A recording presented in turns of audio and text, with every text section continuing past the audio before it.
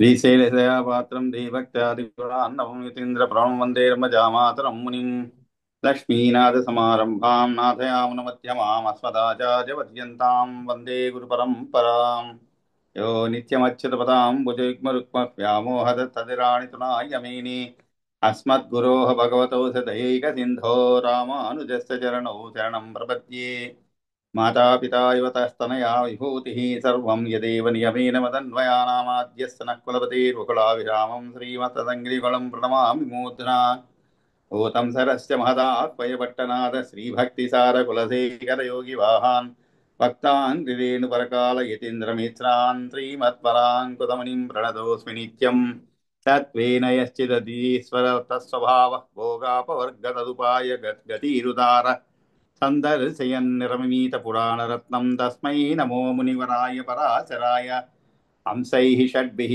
समाकीर्णम् अङ्गैर्वेदमिवापरं पुराणं वैष्णवं चक्रे यस्तं वन्दे पराशरम् व्यासं वसिष्ठनप्तारं शक्ते पौत्रमकल्मषं पराशरात्मजं वन्दे सुखतातं तपोनिधिं व्यासाय विष्णुरूपाय व्यासरूपाय विष्णवे नमो वै ब्रह्मनिधये वासिष्ठाय नमो नमः पुराणं वैष्णवं चैत सर्वयल्पिशनाशनं विशिष्टं सर्वशास्त्रेभ्यः पुरुषार्थोपपादने भारते भगवद्गीता धर्मशास्त्रेषु मानवः वेदेषु पौरुषं सूक्तं पुराणेषु च वैष्णवं तत्कर्म यन्न बन्धाय सा विद्याया विमुक्तये आयासाय परं कर्म विद्यान्याशिल्पनैपुणम् श्रीविष्णुचित्तपदपङ्कजसङ्गमाय चेतो मम स्पृहयति किमतः परिर्नो चेन्ममापि यतिशेखरभारतीनां भावः कथं भवितुमर्हति वाग्विधेयः नारायणं नमस्कृत्य नरं चैव नरोत्तमं देवीं सरस्वतीं चैव ततो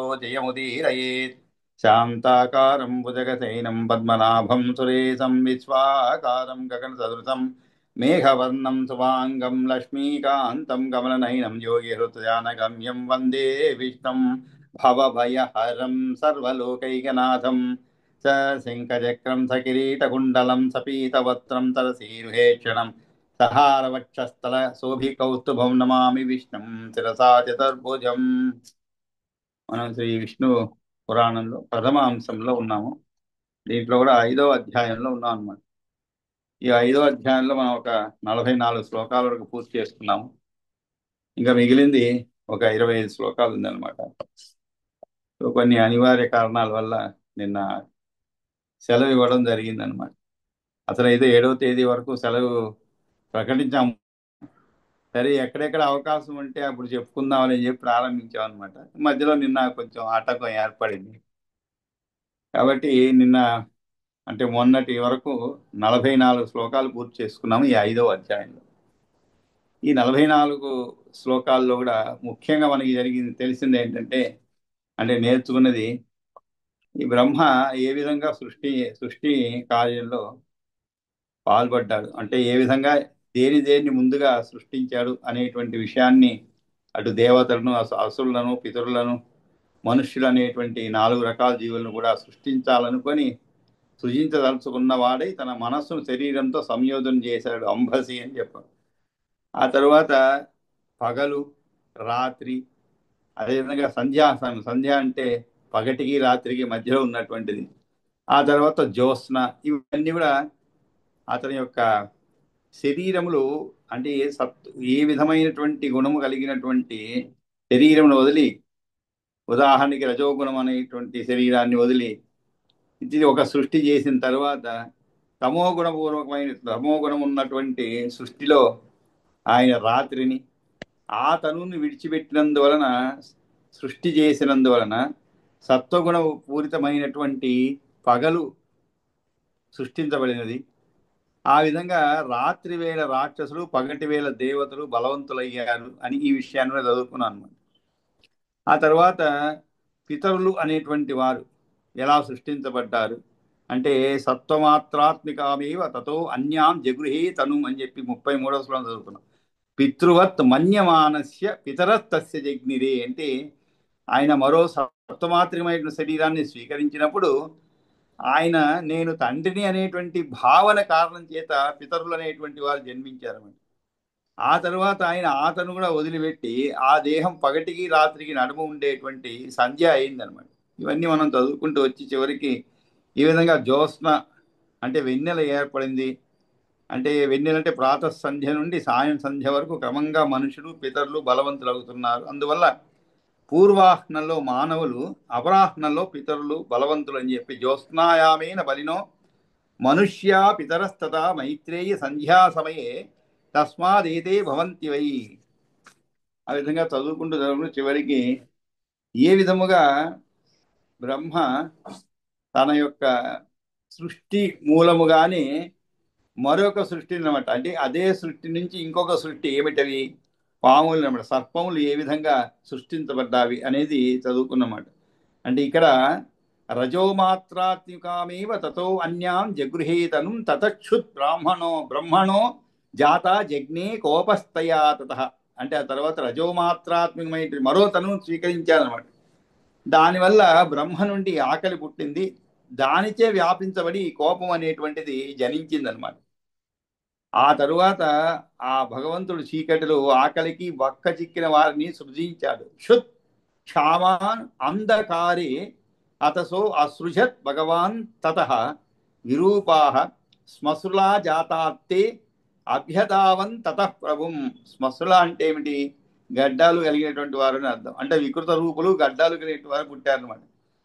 వారందరూ బ్రహ్మని తినదలిచి తరిమారు ఆయన్ని.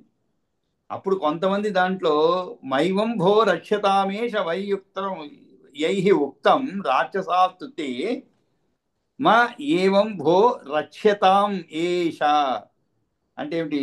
మా ఏవం భో అంటే ఏమిటి? ఈ విధముగా కాదు, ఇలా కాదు, నాట్ లైక్ దిస్ అన్నమాట. అంటే ఈ విధంగా తప్పది, ఆయన్ని రక్షతాం ఏష యై ఉక్తం రాక్షసాస్తుతి అంటే ఆయన్ని రక్షతాం ఏష అంటే ఈయన్ని ఇతడు రక్షింపబడుగాక అని కొందరు ఎవరైతే అన్నారో వారు రాక్షసులు అయ్యారనమాట.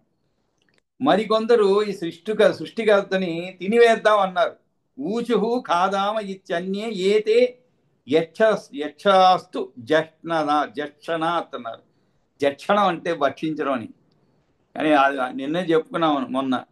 ఈ జక్షణాత్ అంటే ఏమిటి? భక్షించమని. మరి భక్షించమని అన్నటువంటి వారు ఎవరైతే ఉన్నారో వారు ఏమవ్వాలి? జక్షలు అవ్వాలి. కానీ ఇక్కడ వారికే యక్ష అని పేరు పెట్టబడింది అనమాట. కాబట్టి ఈ జక్షణ క్రియ ప్రకటన వల్ల యక్షులు అయ్యారు. మైవంభో రక్షతామిష కలిపి వాక్యాలు చెప్పి ఈ విధంగా రాక్షసులు తర్వాత యక్షులు సృష్టించబడ్డారు. ఆ తరువాత అప్రియాన్ అతతాన్ దృష్ట్వా కేశా సీర్యంత వేధస హీనాశ్చ శిరసో భూయ సమారోహంత శిర. అంటే అప్రియంగా వారిని చూసేసరికి ఎవరిని? అంతకుముందు సృష్టించబడినటువంటి ఆ వికృత రూపులు గడ్డాలు కలిగినటువంటి వారిని ఆ బ్రహ్మ చాలా అప్రియంగా చూశారనమాట.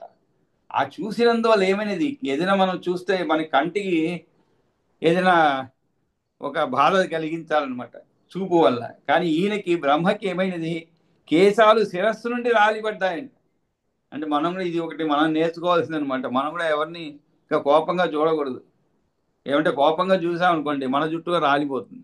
ఒకవేళ అది కూడా ఉండొచ్చండి, జుట్టు రాలిపోయే గుణం ఒకవేళ మనలో ఉద్రేకం జాస్తిగా ఉండి కోపం ఎక్కువ ఉండే వారికి త్వరగా జుట్టు రాలిపోతుందేమో ఒకవేళ. ఎందుకంటే బ్రహ్మకు కూడా ఆ విధంగా కేశాలు శిరస్సు నుండి రాలిపడ్డాయంట. ఎందుకని? అప్రియంగా వారిని చూసేసరికి. అదేమో కానీ మామూలుగా మనం కోపం వచ్చినప్పుడు జుట్టు పీక్కుంటూ ఉంటాం. అంటే అందరూ కాదులేండి, కోపం అని కాదు, ఏదైనా ఒక క్లిష్టమైనటువంటి సమస్య వచ్చింది అనుకోండి, అప్పుడు మనం ఏం చేస్తాం? అందుకే మనం అంటుంటే ఎలా జుట్టు పీక్కుంటున్నాయి అని అంటే ఏమిటి? ఆ సమస్య చేతికి ఆ సమస్యకి ఎటువంటి పరిష్కారము దొరకనప్పుడు ఆ విధంగా మనం చూస్తాం. ఏదైతే కొంతమంది చాలా ఉత్కంఠభరితమైనట్లు ఏదైనా మ్యాచ్ చూస్తున్నారు అనుకోండి, ఉదాహరణ క్రికెట్ మ్యాచ్. ఎందుకంటే ఈ రోజుల్లో క్రికెట్ మ్యాచ్ చూడాలంటే వారు చాలా తక్కువ మంది ఉంటారు, చాలా తక్కువ మంది ఉంటారు అన్నమాట. అలా చూస్తూ ఉంటే ఇంక ఇండియాకి ఏదో 2 రన్లు కావాలి, చివరి బాల్ వేస్తున్నాను అనుకోండి, ఉత్కంఠ ఎక్కువవుతుంది అన్నమాట. అప్పుడు గోళ్ళు గెలుతూ ఉంటారు కొంతమంది, గోళ్ళు కొరుకుతూ ఉంటారు, గెలవడంగా కాదు కొరుక్కుంటూ ఉంటారు. అంటే ఇక్కడ బ్రహ్మకు కూడా ఆ విధంగా కేశములు రాలిపోయాయి శిరస్సు నుండి. ఎందుకని? అప్రియంగా వారిని చూసేసరికి. అప్పుడు ఆ శిరస్సు నుండి హీనాలై అంటే రాలి పడినప్పటికీ అవి మళ్ళీ బ్రహ్మ శిరస్సును ఎక్కాను. అది కూడా చెప్పుకున్నాం మనం. మనకి మన జుట్టు రాలిపోతే మళ్ళా అక్కడ జుట్టు మొలవచ్చు కొత్తగా. లేదు ఆ కింద పడ్డ జుట్టును తీసుకొని మనం సవరం చేసుకొని మళ్ళీ తగిలించుకోవచ్చు. కానీ అవే జుట్టు మళ్ళీ పైకి పాకవు కదండి. పైకి పాకి శిరస్సు పైన మళ్ళా కూర్చోవు అవి. కానీ బ్రహ్మకి అలా కాదంట. ఆ విధంగా పాకి శిరస్సుకు పైన మళ్ళా అంటుకున్నాయన్నమాట. అంటే ఏంటి, మళ్ళా అవి శిరస్సు పైన నిలిచిపోయాయి. కాబట్టి అవి పైకి ఎగబ్రాకటం చేత సర్పణాత్ తే అభవన్ సర్పాహ. సర్పణాత్ అంటే ఏమిటి, ఎగబ్రాకటం అంటాను. సర్పణం అంటే ఎగబాకటం అని. కాబట్టి మనం సర్పణించి అంటే సర్పాలు అయ్యాలి. ఎందుకని అయ్యాయి, ఎగబ్రాకటం చే. ఆ తర్వాత క్రింద పాకినందున హీనత్వం చే అహులు అని పిలువబడ్డాయి. ఇక్కడ శిరస్సు హీనం అగుటచే అహి అయ్యిందని ఇంకొక భావం కూడా ఉందన్నమాట. అహి అంటే పాము అని అర్థం, సర్పం అని అర్థం అంట అహి అంటే. ఇక్కడ సృష్టికర్త కోపగించిన వాడే క్రోధాత్మను సృష్టించాడు ఈ విధంగా. తతఃక్రుద్ధో జగత్ స్రష్ట క్రోధాత్మనో వినిర్మమే. ఆ తర్వాత ఏమి జరిగినది, వర్ణేన కపిసేన ఉగ్ర భూతాత్తే విసిదాసనా దయంతో గాం సముత్పన్న గంధర్వా తక్షణాత్. అదేవిధంగా పసుపు మీరిన ఎర్ర రంగు అంటారు.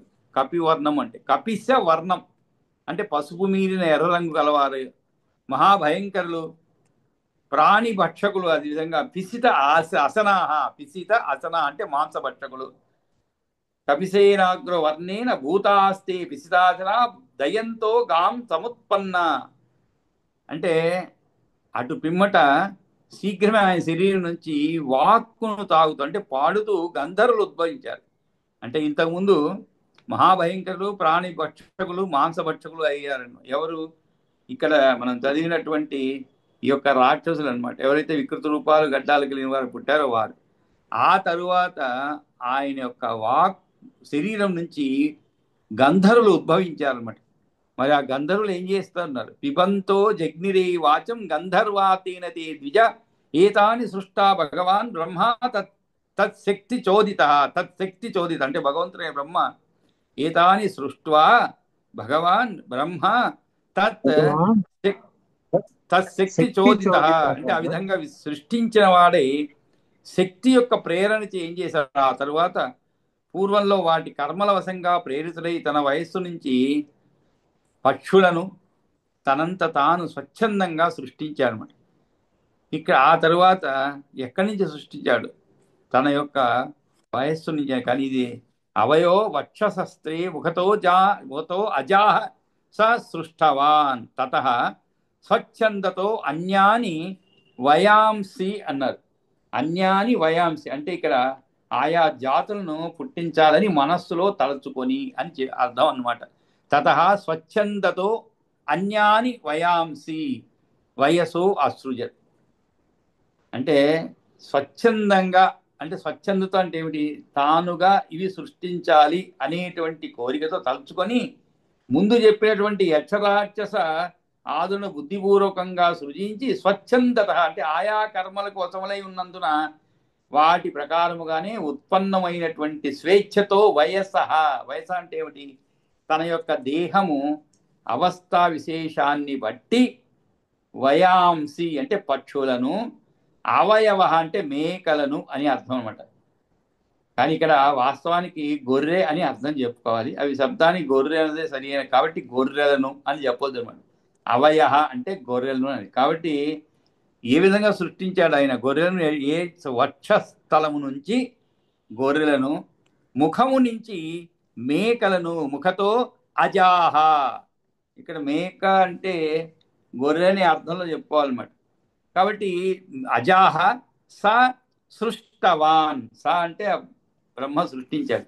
కాబట్టి ఈ విధంగా బ్రహ్మగారు స్వచ్ఛందంగానే ఆయా జీవుల యొక్క పూర్వజన్మల్లోని కర్మలకు తగినట్లు తన శరీరము అప్పటి కాలంలో అమరి ఉన్న ఒకనొక భంగిమ నుండి ముందు చెప్పిన సృష్టిల కన్నా వేరైన పక్షి జాతును సృజించాడనమాట.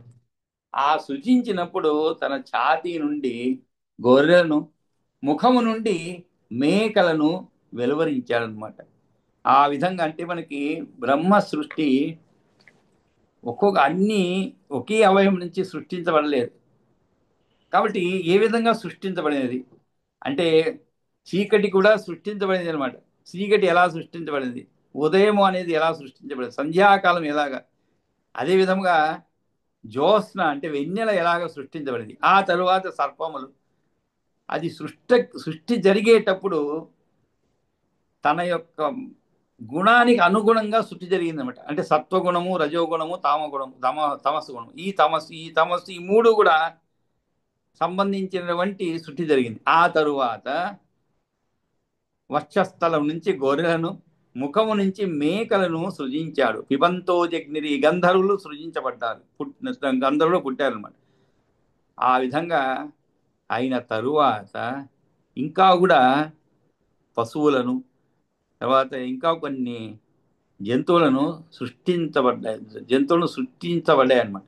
అవి ఎలాగంటే సృష్టవాన్ సృష్టవాన్ ఉదరాత్ సృష్టవాన్ ఉదరాత్ గాశ్చ సృష్టవాన్ ఉదరాత్ గాశ్చ పార్శ్వాభ్యాం చ ప్రజాపతి పార్శ్వాభ్యాం చ ప్రజాపతి. అంటే ఇవి ఇలా విడదీసి చదువుతుంటేనే మీకు అర్థమైపోతుంది కొంతవరకు. ఎందుకంటే ఇవన్నీ మనం సంస్కృతంలో ఒక సులభమైనటువంటి, అంటే చాలా సౌకర్యమైనటువంటిది ఏమిటంటే, అంటే ఇవన్నీ ఎందుకు చెప్తున్నా అంటే మధ్య మధ్యలో మనకి ఆ భాష పైన ఒక మక్కువ అంటాం. అంటే ఏదైనా భాష నేర్చుకోవాలంటే ముందు మనకి దానిపైన ప్రీతి కలగాలన్నమాట. మనం ఇంగ్లీష్ నేర్చుకోవాలంటే చాలా ప్రీతిగా ఉంటుంది మన పిల్లవాడికి. ముఖ్యంగా ఎల్కేజీ నుంచే వాడికి come here, go there, don't sit there, come here, ఇలా మనకి వాడితో ఇంక ఆంగ్లంలో మాట్లాడి వాడికి కూడా ఆ భాష పైన మక్కువ ఉన్నా లేకపోయినా ఆ భాషనేమో ఇదేనేమో అనే స్థితికి ఎదుగుతాడనమాట. అట్లా మనకి సంస్కృతంలో కూడా చాలా సౌలభ్యాలు ఉన్నాయన్నమాట.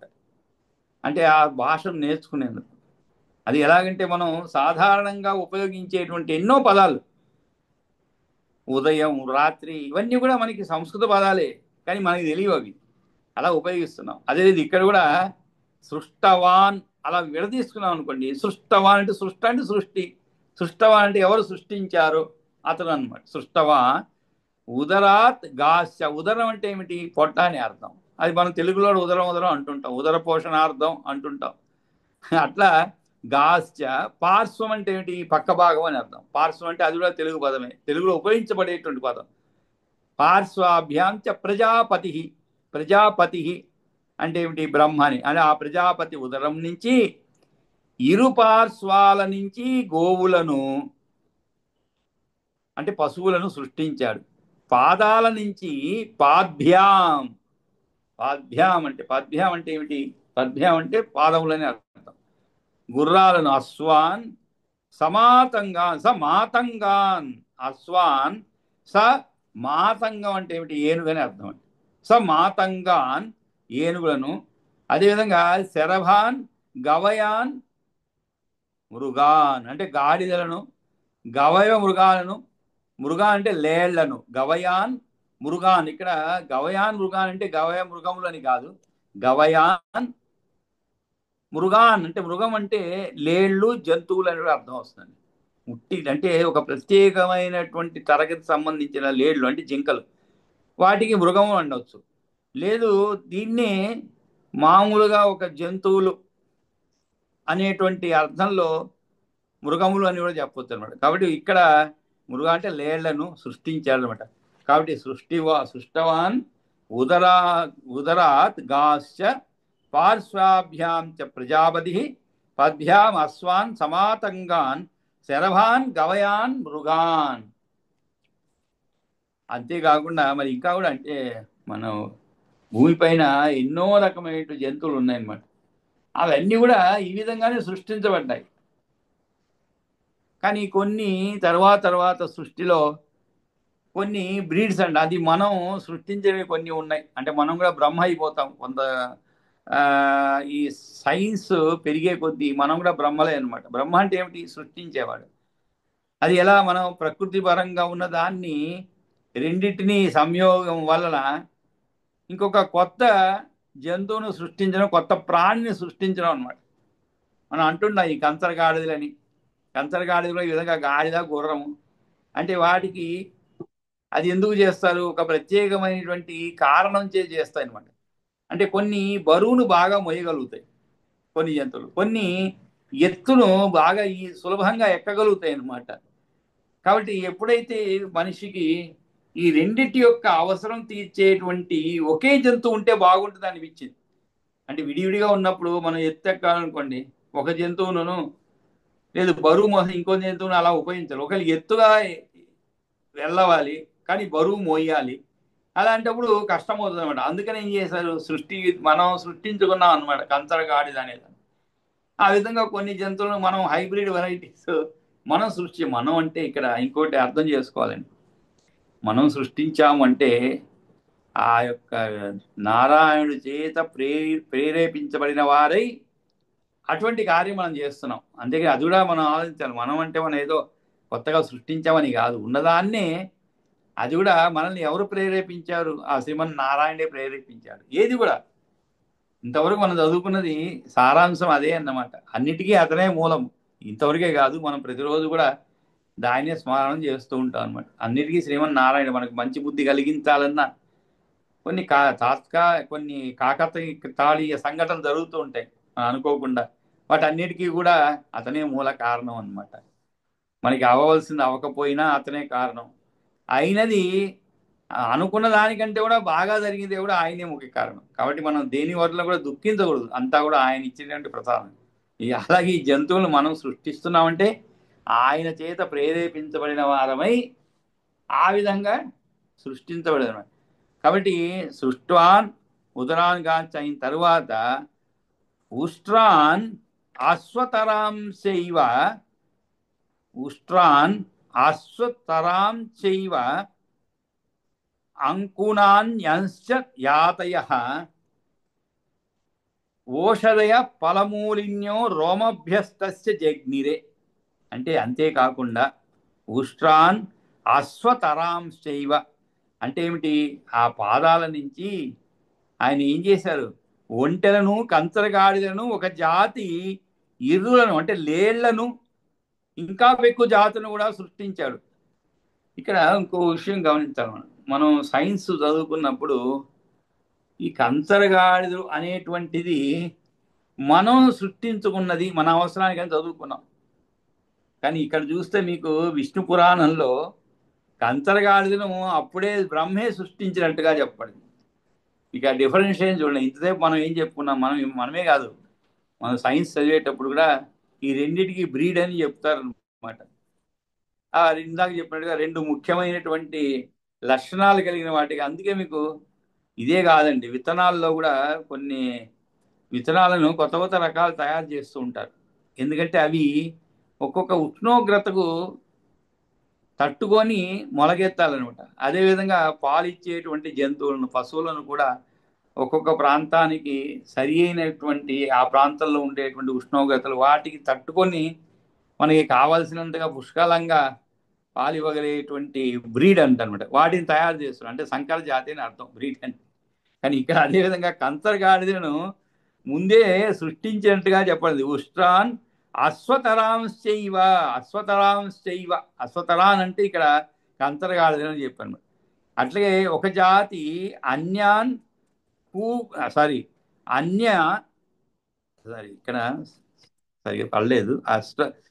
ఉష్ట్రాన్ అశ్వతరాం చైవన్ అన్య కూనన్యాంశ్చ జాతయ. ఇక్కడ ఒక విధమైనటువంటి ఒక జాతి ఇరులను అంటే లేళ్లను, ఇంకా ఎక్కువ జాతులను అన్యాంచ జాతయ, అన్యాంచ అంటే ఇతరమైనటువంటి జాతులను కూడా సృష్టించాడు. ఆ తరువాత ఆయన రోమాల నుండి ఫలమూలములైన ఓషధులు ఇక్కడ గమనించాలండి. ఓషధయ ఫలమూలిన్యో అంటే ఏమిటి? ఓషధులే, కానీ మామూలుగా మనం ఓషధులు అంటే ఏం చెప్పుకుంటాము? వాటి యొక్క హెర్బ్స్ అనమాట, అంటే మూలికలు, వాటిని ఉపయోగిస్తాము. లేదు, ఓషధులు కొన్ని పత్రములు ఉంటాయి, పత్రములు అంటే ఆకులు, వాటి నుండి కూడా కొన్ని ఓషధ తయారు. ఇక్కడ ప్రత్యేకంగా చెప్పబడింది ఏమిటది? ఓషధయ అంటే మందులు, అంటే ఓషధులు ఉద్భవించాయి. అది ఫలమూలిన్య అన్నారు. అంటే ఫలమూలములైనటువంటి ఓషధులు, అంటే ఓషధులే కానీ వాటిలో ఫలమూల్యం అంటే ఏమిటి? ఫలములను ఉపయోగించి అంటే ఫలములను ఇచ్చేది తీగలు, గడ్డలు కలిగిన తీగలు వంటివి అన్నమాట. ఇవి బ్రహ్మగారి ఒంటిపై ఉన్న వెంట్రుకల నుండి జన్మించినవి. అంటే ఆ మొక్క యొక్క ఏ భాగము నుండి ఓష ఏ భాగము ఔషధిగా ఉపయోగపడుతుంది అంటే ఫలము, దాని యొక్క ఫలము అన్నమాట. ఆ ఫలం అంటే ఉదాహరణకి చెప్పుకుంటే మనం ఆ చూడ ఒక విధమైన ఔషధి కార కాకరకాయ కాకరకాయ అండి, కరక్కాయ అంటారు. అది కూడా ఒక విధమైన పండే అన్నమాట. అంటే మళ్ళీ ఎంతమంది అంటే మనం కొంత వృద్ధులు ఉన్నాం కాబట్టి మన గ్రూప్లో ఏదో ఒక సందర్భంలో ఉపయోగించుంటాం. కరక్కాయ అంటే దగ్గుకి వాటికి చాలా చక్కగా పనిచేస్తుంది అనమాట. అలాంటివి అంటే కొద్దిగా నమిలి నోట్లో పెట్టుకొని అలా దాని రసాన్ని పీలుస్తుంటే చాలా దగ్గు అన్నీ కూడా మాయమైపోతాయి అనమాట. అటువంటివని అర్థం వస్తుంది, అది ఊరికే అర్థం తెలుసుకుని చెప్పాను. అటువంటి వాటిని ఆయన యొక్క రోమాల నుండి ఉద్భవించాయి అన్నమాట. కాబట్టి సృష్ట్యా ఉష్ట్రాన్ అశ్వతరాం చైవ అన్యాన్ కూనన్యాంశ జాతయ ఓషధయ ఫలమూలిన్యో రోమభ్య తస్య జగ్నిరే. రోమభ్య తస్య అంటే అతని యొక్క రోమం నుండి, అంటే ప్రజాపతి యొక్క రోమం నుండి ఇటువంటివి జనించబడ్డా, అంటే ఇటువంటివి జన్మను పొందాయని అర్థం అన్నమాట. ఆ తరువాత త్రేతాయుగముఖే,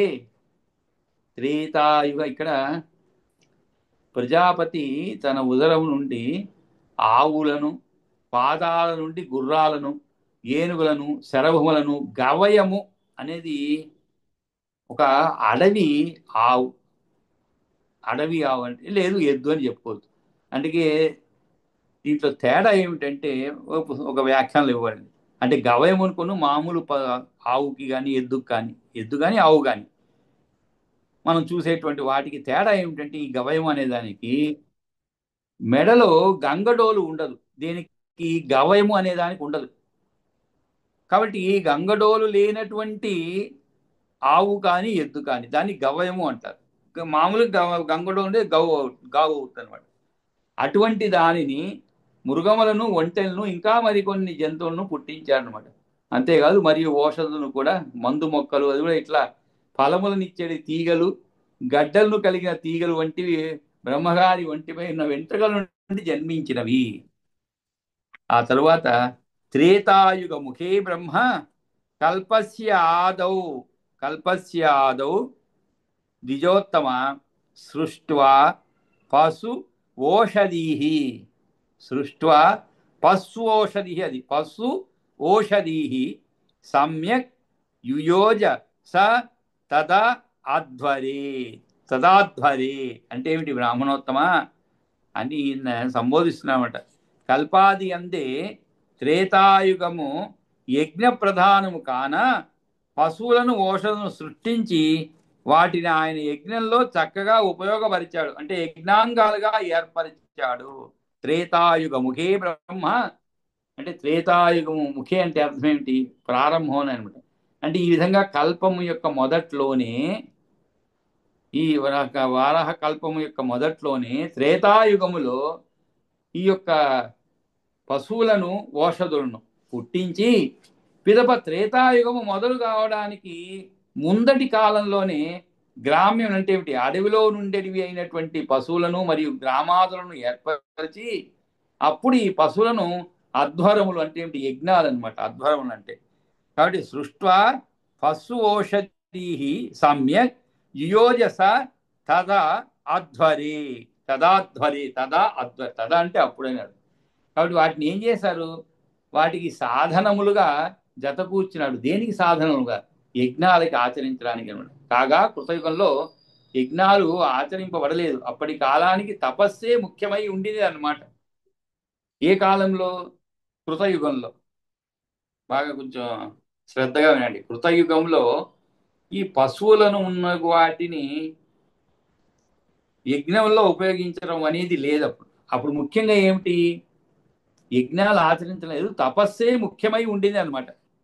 ఆ తరువాత కృతయుగం తరువాత త్రేతాయుగం వస్తుంది.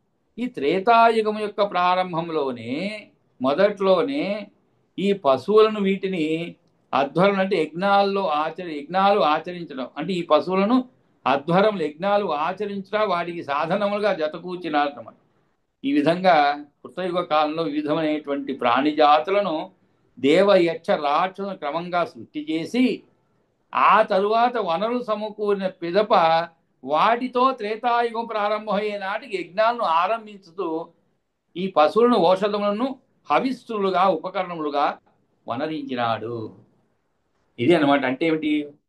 ఒక యుగంలో లేనటువంటిది మరొక యుగంలో ఉన్నది. ఎందుకని ఆ యుగంలో వాటినన్నిటినీ సమకూర్చుకొని అని మనం ఎలాగైతే వస్తువులను సమకూర్చుకొని పెళ్లికి కావాల్సినవన్నీ అప్పుడు ప్రారంభిస్తామంట. పెళ్లి పనులు వస్తువులను సమకూర్చుకుంటాం, ఆ తర్వాత తాళి ముహూర్త సమయం వస్తుంది అనమాట.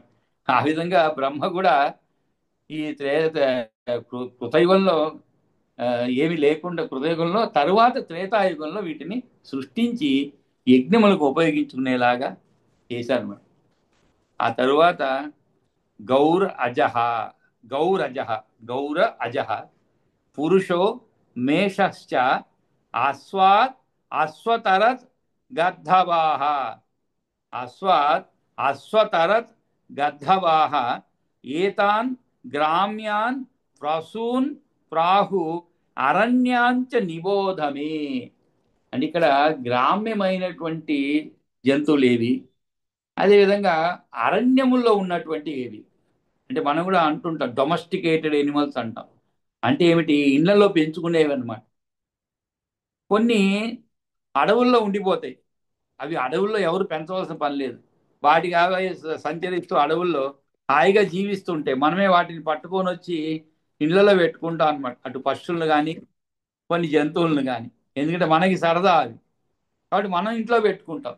అవి ఎలాగా? గౌరజ అంటే గ్రామ్యారణ్య జంతువులకు భేదాన్ని 2 శ్లోకాలు చెప్తాయి. అంటే గ్రామ్య అరణ్య జంతువులు ఉంటాయి. గ్రామ్య అంటే గ్రామంలో ఉండే. ఈ రెండిటికి ఏమిటి తేడా అంటే అవి ఎటువంటి జంతువులు అవి అంటే ఆవు, మేక, పురుషుడు, గొర్రె, గుర్రము, కంచరగాడిద, గాడిద వీటన్నిటిలో గ్రామ్యములు అంట. అంటే ఏమిటి? ఊరిలో ఉండేటివి. ఇవన్నీ ఊర్లో ఉండేవి అనమాట. అంటే వాడిని మనం ఉపయోగించుకుంటాం అనమాట. గాడిదలు అనుకోండి, పాపం చాకలి వాళ్ళకి చాలా ఉపయోగపడేవి అనమాట. అందుకే మా తాతగారు చెప్తుండేవారు. అంటే మనం ఎప్పుడు కూడా మనకి ఏది సహాయపడుతుందో దానిపైన అంటే మన నిత్య జీవితంలో ఏది ఎక్కువగా సహాయపడుతుందో వాటిపైన మనకి మక్కువ అంటే ప్రీతి ఎక్కువగా ఉంటుందండి. ప్రీతి అంటే వాత్సల్యం ఎక్కువగా ఉంటుంది అనమాట. ఎందుకంటే అవి పాపం వారి జీవితాన్ని మనకి అంకితం చేస్తుంది కదా, ఆ విధంగా అన్నమాట. కాబట్టి ఇక్కడ ఒక చాకలి వాడు ఉన్నాడు అనుకోండి, ఉదాహరణ ఊకే నవ్వుకుని చెప్పుకో. చాకలి వాడికి బట్టలు చాకిరేవు తీసుకోవాలి ఆ రోజుల్లో. అండి ఈ రోజుల్లో అయితే మోటార్ బండ్లు వచ్చేసాయి. ప్రతిదానికి కొత్త రకం మోటార్ బండ్లు అనమాట. ప్రతిదానికి కూడా వాడి పాపం బట్టలు వేసుకొని గాడిద పైన తీసుకుపోవాలి. కాబట్టి అది ఎవరు తీసుకుపోతారు? ఆ ఇంటి స్త్రీ అన్నమాట. కాబట్టి ఆ స్త్రీకి పాపం ఆ గాడిద అంటే చాలా ప్రేమ ఎక్కువ. ఎందుకంటే అవి తనకు సహాయపడుతుంది కాబట్టి. కానీ ఆ ఇంటి యజమానికి ఆమె అంటే చాలా వాత్సల్యం, ప్రేమ అన్నమాట. కాబట్టి ఇది ఎలా ఉంటుంది చూడండి. అంటే ఎవరికి ఏ విధంగా ఉపయోగపడతారో వాళ్ళపైన ఎక్కువ అని చెప్పి నవ్వుతారు. ఆ విధంగా ఇక్కడ కూడా అందుకని అవి గ్రామ్య అయిపోయినాయి అనమాట. అంటే ఊరిలో ఉండేటివి అనమాట.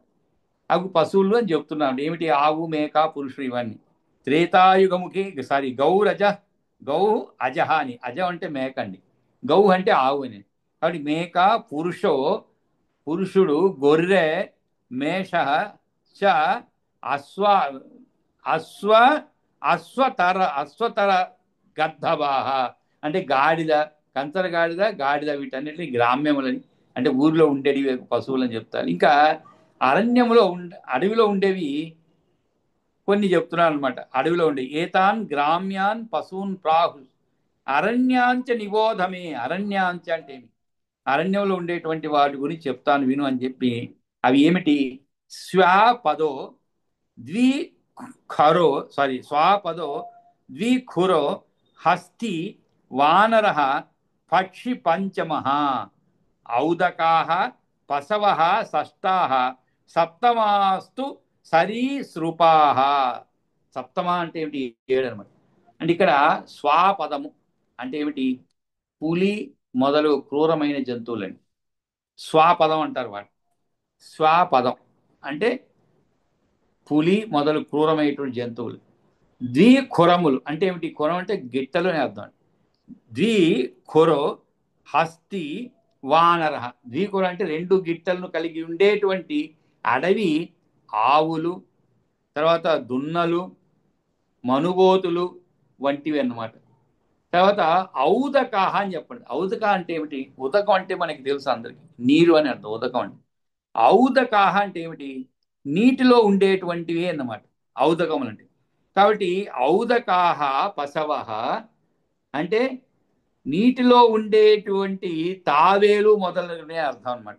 ఔదకాహ పశవ అంటే నీటిలో ఉండేటువంటివి. సప్తమాస్తు సరి అవి ఐదో రకం అనమాట. సప్తమాస్తు సారీ ఆరో రకం. సప్తమాస్తు అంటే ఏమిటి? ఏడవది సప్తమ అంటే. ఏడవది అయినటువంటి సరీసృపాహ. సరీసృపములు అంటే ఏమిటి? పాకుడు జంతువులు అని అర్థం. సరీసృపాహ అంటే పాకేటువంటి నేలపైన. అవి ఉదాహరణకి పాములు, ఉడుములు వంటివి. ఉడుములు మనం చూసుంటాం, తొండల్లాగానే ఉంటాయండి ఉడుములు కూడా. వాటికి ఒక ప్రత్యేక గుణం ఉందన్నమాట. అవి ప్రత్యేక గుణం ఏంటంటే వాటి ముఖానికి కొద్దిగా ఈ తేనె వాటిని తగిలిచ్చి వదిలివేస్తే అలా గట్టిగా పట్టేసుకుంటుంది అనమాట. ఆ దేనిపైన మీరు వేస్తారో దాన్ని అలా గట్టిగా పట్టుకుంటుంది. మనకి శివాజీ పాఠం అంటే దీంట్లో చరిత్రలో కూడా శివాజీ ఈ విధంగా శత్రువుల యొక్క కోటలను ఈ విధంగా ఎక్కేవారు. అంటే ఈ ఉడుమును తాడు కట్టి దాన్ని విసిరివేస్తే ఆ కోట యొక్క ఊర్ధ్వ భాగం అంటే పై భాగాన్ని పట్టుకొని ఉంటే దాన్ని పట్టుకొని తాడుని పట్టుకొని అంత గట్టిగా పట్టుకుంటుంది అన్నమాట. ఇంకా వదలదు అది. పట్టుకొని ఎగబాకి ఎవరి వాటిని ఉడుములు అంటారు అన్నమాట. కాబట్టి ఈ సరీసృపాలు ఈ విధంగా అంటే అవి ఇలాంటి పాములు, ఉడుములు వాటికి చెప్పుకోవచ్చు అన్నమాట. అవి సరీసృపాలు. కాబట్టి ఈ విధంగా స్వాపదో దిఖురో హస్తివానర పక్షి పంచమ ఔదకాహ పశవ షష్టాహ సప్తమాస్తు సరీసృపాహ. వీటిని సృష్టించడం జరుగుతున్నది. ఆ తర్వాత ఇక్కడ పశువులు అంటే ఏమిటి? ఆవు, మేక, మగ గొర్రె, గుర్రాలు, కంచర గాడిద, గాడిద వీటిని గ్రామ్య పశువులు అంటారు. ఇంకా అడవి జంతువులు ఏమిటి? స్వాపదాలు అంటే ఏమిటి? పులి, ఖడ్గమృగము మొదలైనవి క్రూర జంతువులు అన్నమాట. అదే రెండు డిక్కలు కలిగినటువంటి డిక్కలు కదా డెక్కలు, రెండు డెక్కలు కలిగినటువంటి ద్విశపము అంటారు. ద్విశవాలు ఏవి? ఏనుగు, కోతి, పక్షి, ఐదు రకాలు. ఆరో రకం ఏమిటి? జల జంతువులు. ఏడో రకం సరీసృపాలు మొదలైనటువంటి మృగాలు ఉంటాయి. ఈ విధంగా వాటిని సృష్టి జరిగి ఆ తరువాత గాయత్రం చ రుచశ్చైవ త్రివృస్తోమం రథంతరం అగ్నిష్టోమం చ యజ్ఞానాం నిర్మమే ప్రథమాన్ ముఖాత్. ఇది అంటే పశువులు, తర్వాత పక్షులు వీటి యొక్క సృష్టి గురించి ఇంతవరకు అయిపోయిందన్నమాట. ఆ తరువాత గాయత్రమితి అంటే 4 శ్లోకాలతో బ్రహ్మగారి 4 ముఖాల నుండి జరిగేటువంటి